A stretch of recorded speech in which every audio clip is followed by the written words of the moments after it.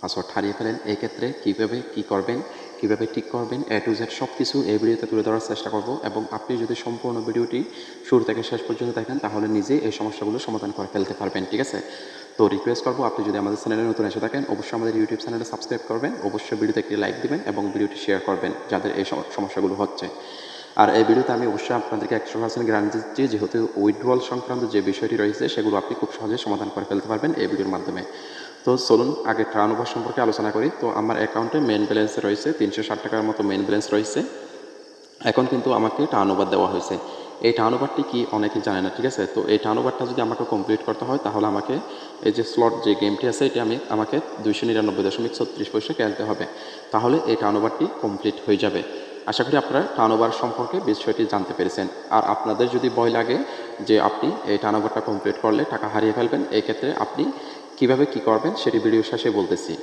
তো এখন আসুন, আপনি যদি কোনো এখানে ওয়ালেট নাম্বার অ্যাড করতে চান তাহলে অবশ্যই আপনাকে এখানে ট্রানজ্যাকশন পাসওয়ার্ড দিতে বলা হয়।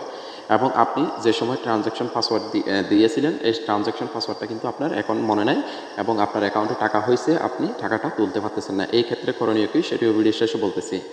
তো এখন আসুন এখানে কিভাবে ওয়ালেট নাম্বারটি অ্যাড করবেন। ওয়ালেট নাম্বার অ্যাড করার জন্য আপনি যে কাজটি করবেন, আপনি এখানে মাই কার্ড অপশন দেখতে পাচ্ছেন, এখানে চলে আসবেন।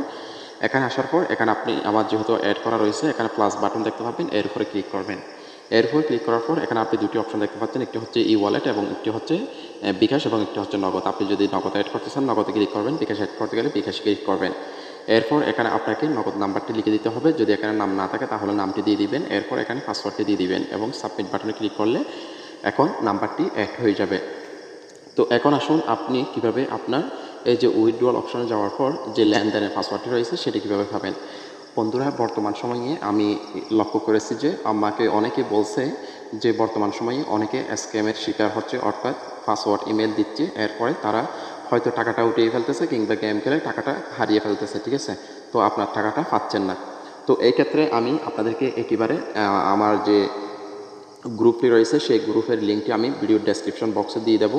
এখানে আপনি হাজার হাজার লাখ লাখ প্রমাণ পেয়ে যাবেন। প্রমাণ দেখে যদি বিশ্বাস মনে হয় তাহলে আমার মাধ্যমে আপনি কাজটি করে নিতে পারেন লেনদেনের পাসওয়ার্ডের ক্ষেত্রে।